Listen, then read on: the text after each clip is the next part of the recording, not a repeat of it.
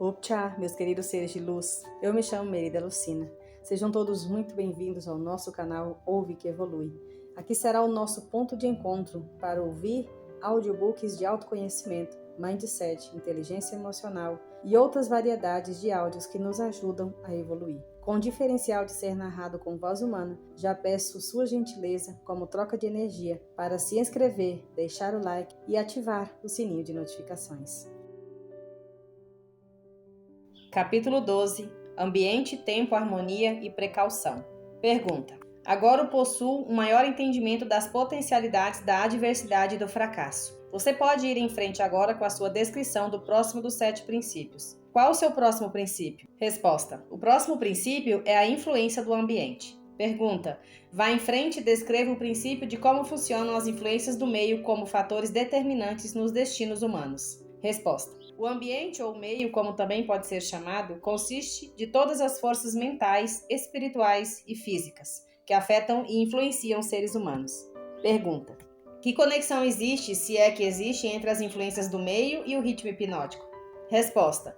O ritmo hipnótico solidifica e faz com que se tornem permanentes os hábitos de pensamento dos seres humanos.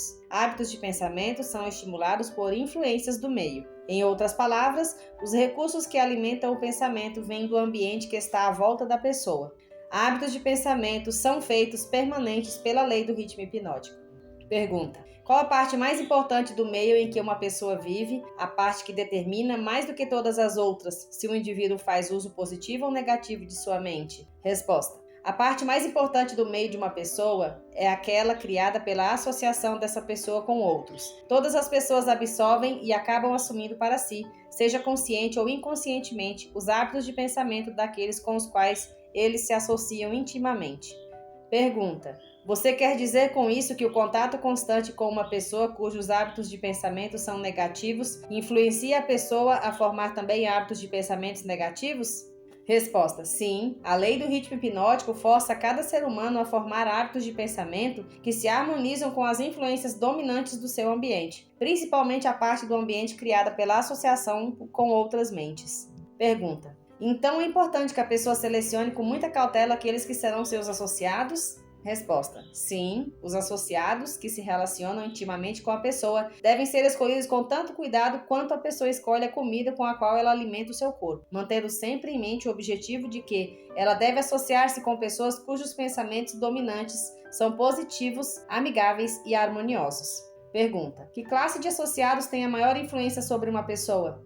Resposta. Os associados que mais exercem influência sobre a pessoa são o parceiro no casamento, que por sua vez compartilha a casa, e os associados nas ocupações profissionais. Após isso, vêm os amigos íntimos e os conhecidos, amigos, casais e estranhos exercem pouca influência sobre a pessoa. Pergunta.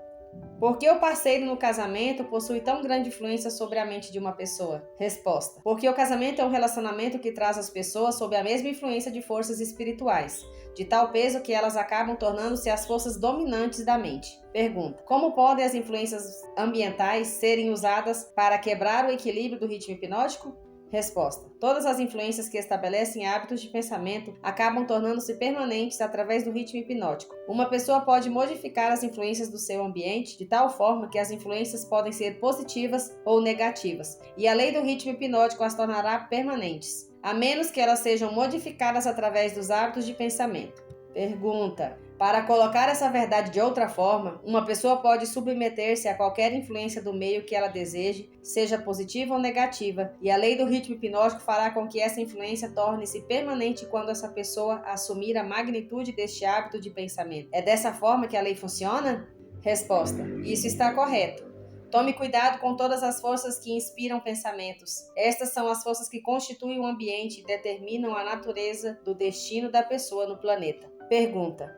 Que classe de pessoas consegue ter controle sobre as influências do meio? Resposta. Os não alienados. Todos aqueles que são vítimas do ato da alienação perdem a sua força para escolher o seu próprio ambiente. Eles tornam-se vítimas de cada influência negativa do seu meio. Pergunta. Existe alguma saída para o alienado? Existe algum método pelo qual ele possa submeter-se às influências de um ambiente positivo? Resposta. Sim, há uma saída para os alienados. Eles podem parar de alienar-se, assumir o controle de suas próprias mentes e escolher um ambiente que inspire pensamentos positivos.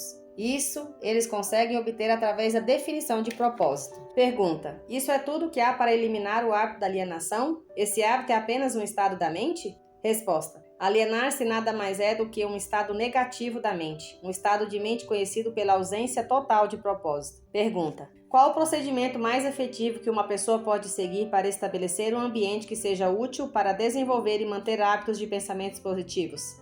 Resposta: o mais efetivo de todos os ambientes é aquele pelo qual um grupo de pessoas cria uma aliança amigável, que os obrigará a auxiliar um ao outro no alcance de um objetivo, através de um propósito definido. Esse tipo de aliança é conhecida como mastermind.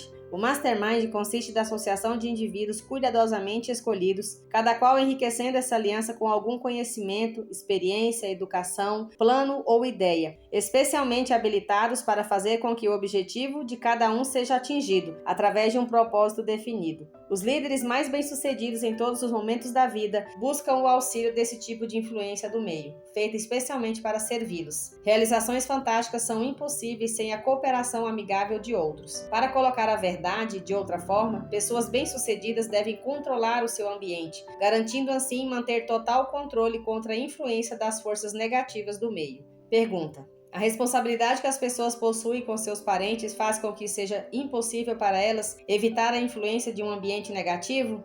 Resposta: nenhum ser humano deve a outro ser humano qualquer grau de responsabilidade que possa roubar o seu privilégio de construir os seus hábitos de pensamento em um meio positivo. Por outro lado, cada ser humano tem o dever de remover do seu ambiente toda e qualquer influência que possa remotamente desenvolver hábitos de pensamentos negativos. Pergunta: essa não seria considerada uma filosofia de sangue frio?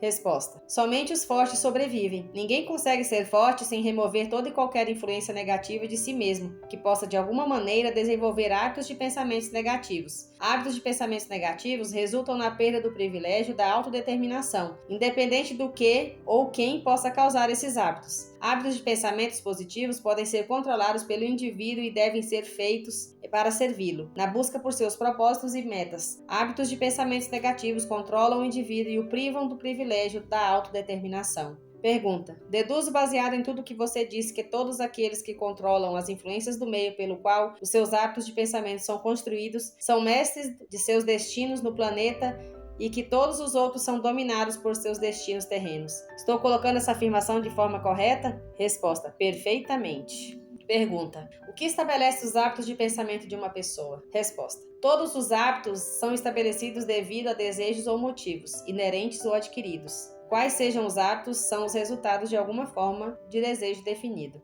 Pergunta: o que ocorre com o cérebro físico enquanto uma pessoa está formando hábito de pensamento? Resposta: os desejos são impulsos de energia organizados, chamados de pensamentos.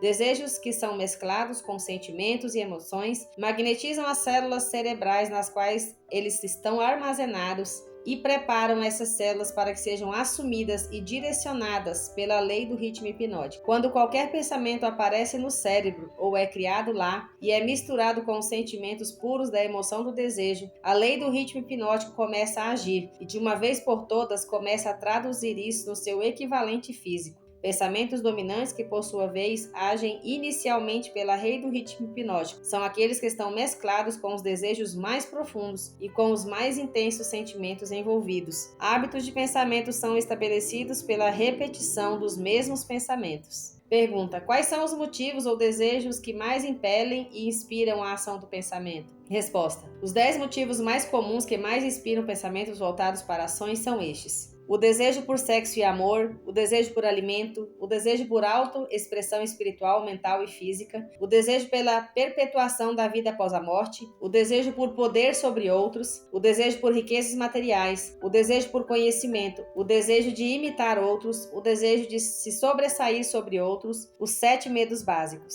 Esses são os motivos principais que inspiram a maior parte de todas as ações humanas. Pergunta: e os desejos negativos, tais como a ganância, a inveja, a avareza, o ciúme e o rancor? Esses sentimentos negativos não são expressados mais frequentemente do que qualquer um dos sentimentos positivos? Resposta: todos os desejos negativos não são nada exceto frustrações de desejos positivos. Eles são inspirados por alguma forma de derrota, fracasso ou negligência por parte dos seres humanos em se adaptarem às leis da natureza de forma positiva. Pergunta: esse é um novo ponto de vista nessa questão dos pensamentos negativos. Se estou entendendo o que você disse, todos os pensamentos negativos são inspirados pela negligência ou fracasso de uma pessoa em se adaptar harmoniosamente às leis da natureza. Isso está correto? Resposta: isso está corretíssimo. A natureza não tolerará quaisquer inatividade ou vácuos de qualquer tipo. Todo espaço deve ser, e na verdade é, preenchido com alguma coisa. Tudo nessa existência, tanto na natureza física como espiritual, deve ser e estar em constante movimento. O cérebro humano não é exceção a essa regra. Ele foi criado para receber, organizar, especializar-se e expressar o poder do pensamento. Quando o indivíduo não usa o cérebro para a expressão de pensamentos criativos e positivos, a natureza preenche o vácuo, forçando-o a agir em cima de pensamentos negativos. Não pode haver indolência ou inatividade no cérebro.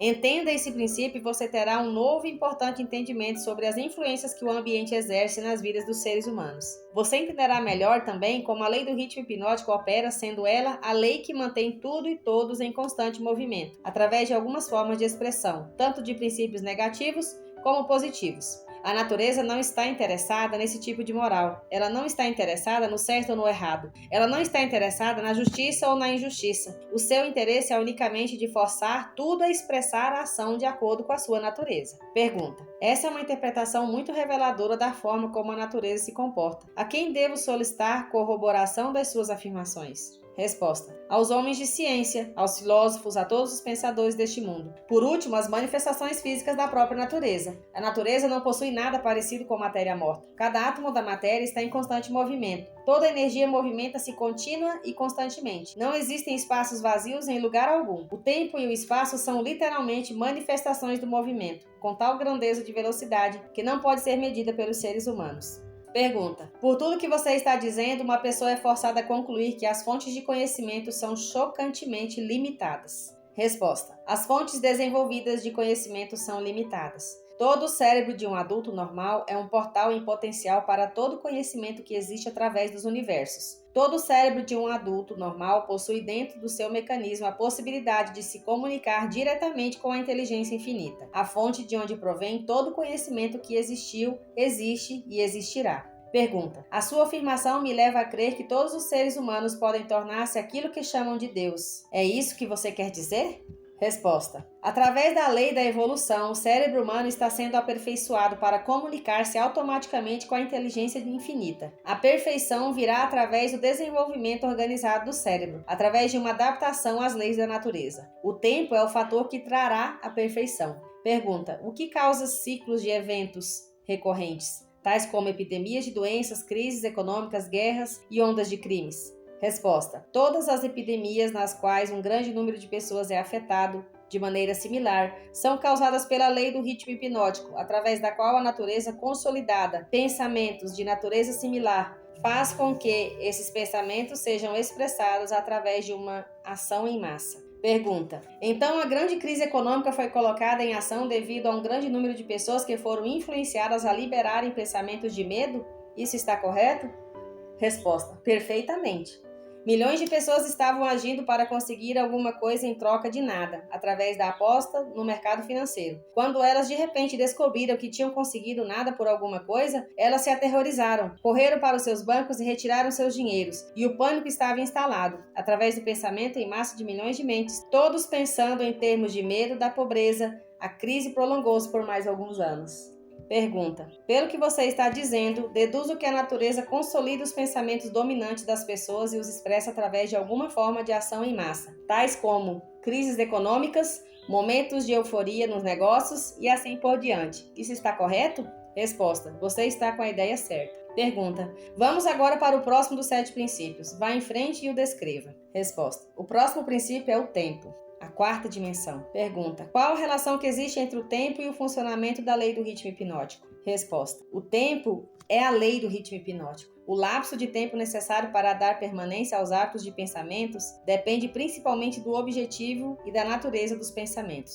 Pergunta: mas entendi, pelo que você disse antes, que a única coisa permanente na natureza é a mudança. Se isso é verdade, então o tempo está constantemente mudando, rearranjando-se e recombinando todas as coisas, incluindo os hábitos de pensamento das pessoas. Como então poderia a lei do ritmo hipnótico dar permanência aos hábitos de pensamento de uma pessoa? Resposta: O tempo divide todos os hábitos de pensamento em duas classes: pensamentos negativos e pensamentos positivos. Os pensamentos de um indivíduo estão constantemente modificando-se e sendo recombinados para se adequarem aos desejos desse indivíduo, mas os pensamentos não mudam do positivo para o negativo, ou vice-versa, exceto através do esforço voluntário por parte do indivíduo. O tempo penaliza o indivíduo por todos os pensamentos negativos e o recompensa por todos os pensamentos positivos, de acordo com a natureza e o propósito dos pensamentos. Se os pensamentos dominantes de uma pessoa são negativos, o tempo penaliza o indivíduo construindo em sua mente o hábito do pensamento negativo, e então ele procede para solidificar esse hábito em um ato permanente, durante cada segundo de sua existência. Os pensamentos positivos são, da mesma forma, construídos pelo tempo e acabam tornando-se hábitos permanentes. O termo permanência, é claro, refere-se à vida natural do indivíduo. Literalmente falando, nada é permanente. O tempo converte hábitos de pensamento naquilo que pode ser chamado permanência durante a vida do indivíduo. Pergunta: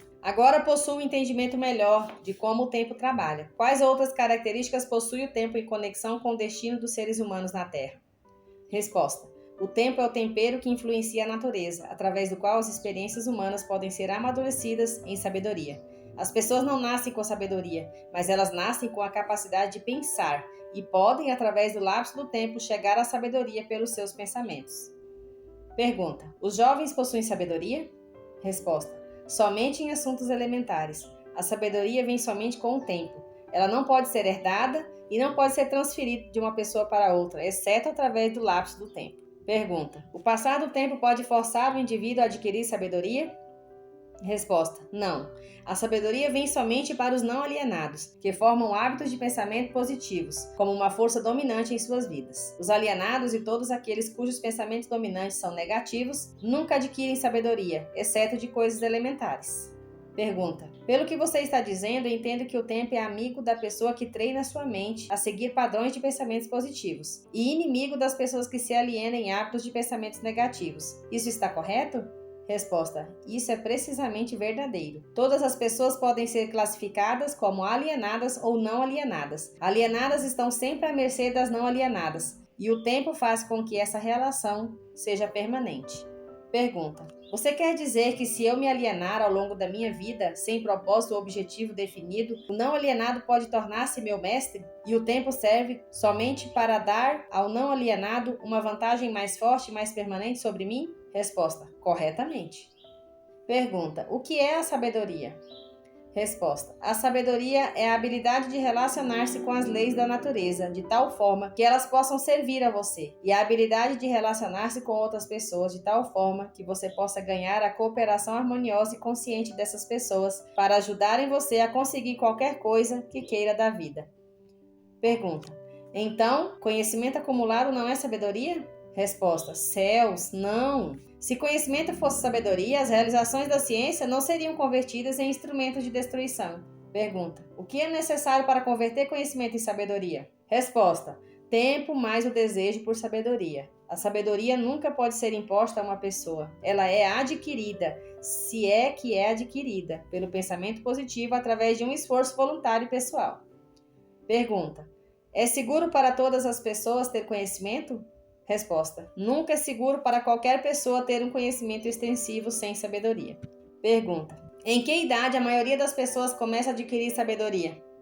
Resposta: a maioria das pessoas que adquire sabedoria o faz após ter passado a idade dos 40 anos. Antes desse período, a maioria das pessoas está muito ocupada angariando conhecimentos e os organizando em planos em vez de gastar o tempo no esforço em conseguir sabedoria. Pergunta: qual circunstância da vida é mais apta para levar uma pessoa a adquirir sabedoria? Resposta: adversidade e fracasso. Essas são as linguagens universais de que a natureza se utiliza para transmitir sabedoria a todos aqueles que estão preparados para recebê-la. Pergunta: a adversidade e o fracasso sempre trazem sabedoria? Resposta: não, somente para aqueles que estão prontos para receber a sabedoria e voluntariamente procuraram por ela. Pergunta: o que determina o quão pronta está uma pessoa para receber a sabedoria? Resposta: o tempo e a natureza dos hábitos de pensamento. Pergunta: conhecimento adquirido recentemente equivale-se a conhecimento já testado e comprovado? Resposta: não. Conhecimento testado através do intervalo do tempo sempre é superior àquele que é recentemente adquirido. O tempo dá ao conhecimento a definição em termos de qualidade, quantidade e confiabilidade, Nunca se pode ter certeza de um conhecimento que não tenha sido testado. Pergunta: o que é um conhecimento confiável? Resposta: é o conhecimento que se harmoniza com a lei natural, o que significa que é baseado em pensamentos positivos.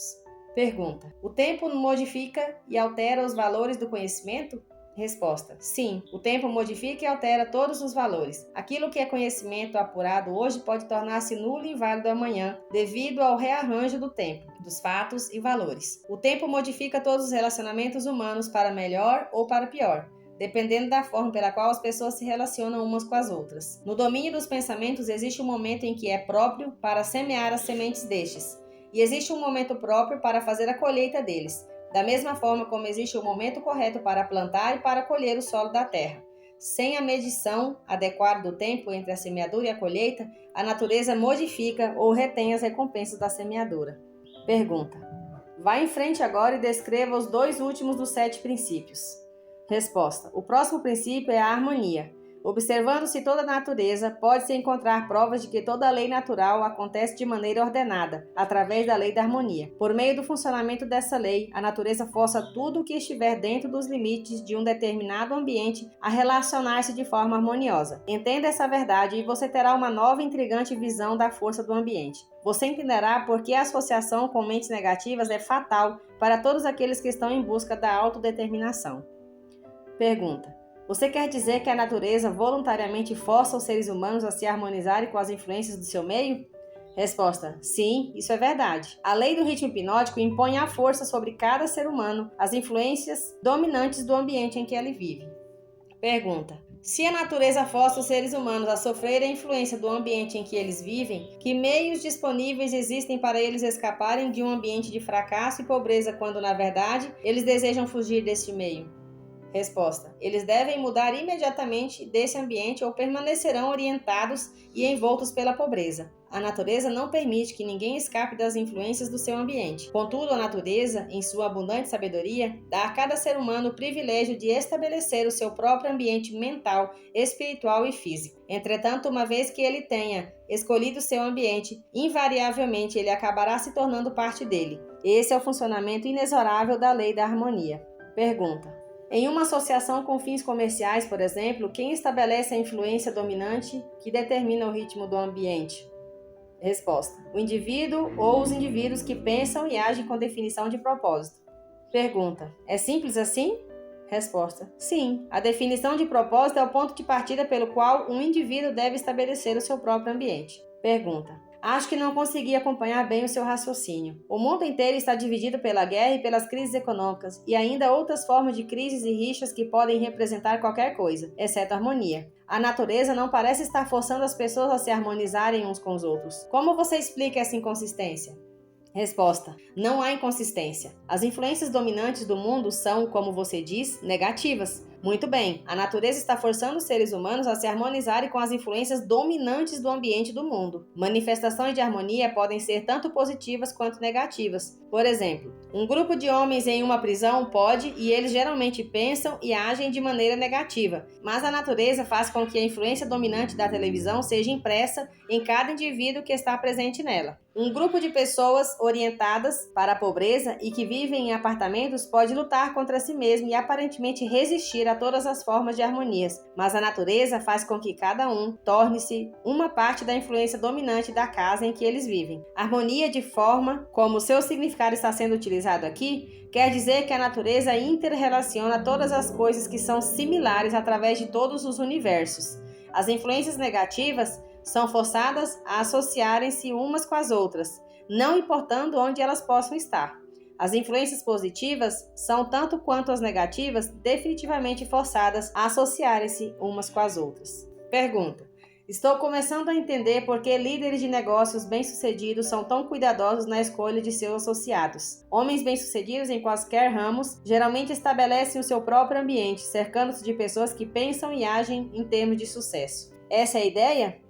Resposta: essa é exatamente a ideia. Observe com atenção que a única coisa que os homens bem-sucedidos exigem é que a harmonia impere entre os seus associados. Outra característica de pessoas bem-sucedidas é que elas se movimentam com definição de propósito e insistem para que os seus associados façam o mesmo. Entenda essas duas verdades e você entenderá a diferença que existe entre um Henry Ford e um trabalhador comum. Pergunta: agora me fale sobre o último dos 7 princípios. Resposta: o último princípio é a cautela. Próximo ao hábito de alienar-se, a característica humana mais perigosa é a falta de cautela. As pessoas alienam-se em todos os tipos de circunstâncias danosas devido ao fato de que elas não exercem a cautela, planejando os movimentos que fazem. O alienado sempre se move com a ausência de cautela. Ele age primeiro e pensa depois, se é que ele pensa. Ele não escolhe seus amigos. Ele aliena-se e permite que pessoas se liguem a ele nos seus próprios termos. Ele não escolhe uma ocupação. Ele aliena-se na escola e fica satisfeito quando consegue o primeiro emprego que lhe garante apenas alimentação e agasalho. Ele convida as pessoas a enganá-lo nos negócios pelo fato de não se informar das regras do negócio. Ele convida a doença, negligenciando informar-se das regras para ter uma saúde perfeita. Ele convida a pobreza por negligenciar, proteger-se contra as influências do ambiente daqueles que são orientados para a pobreza. Ele convida o fracasso em cada passo que ele dá ao negligenciar o exercício da cautela para observar o que faz com que as pessoas fracassem. Ele convida o medo em todas as suas formas, pela sua falta de cautela em examinar as causas do medo. Ele fracassa no casamento porque ele negligencia usar a cautela na escolha de sua parceira. E ele usa ainda menos cautela nos seus métodos de relacionar-se com ela após o casamento. Ele perde os seus amigos ou os converte em inimigos, devido à sua falta de cautela em relacionar-se com eles de maneira adequada. Pergunta: a cautela está faltando para todas as pessoas? Resposta: não, somente para aquelas pessoas que adquiriram o hábito da alienação. O não alienado sempre age com cautela. Ele cuidadosamente pensa em todos os passos dos seus planos antes de começá-los. Ele abre precedentes para as fragilidades humanas dos seus associados e planeja antecipadamente como resolvê-los. Se ele enviar um mensageiro em uma missão importante, ele manda alguma outra pessoa para ter certeza de que o mensageiro cumpriu a sua missão. Então ele verifica ambos para ter certeza de que os seus desejos foram cuidadosamente cumpridos. Ele cuida de todos os detalhes, mesmo daqueles que parecem sem importância, e utiliza a cautela como meio de garantir o seu sucesso. Pergunta: a cautela excessiva não é tão prejudicial quanto a falta de cautela? Resposta: o que você chama de cautela excessiva, na verdade, é uma expressão do medo. Medo e cautela são duas coisas totalmente diferentes. Pergunta: as pessoas não se enganam confundindo medo por cautela excessiva?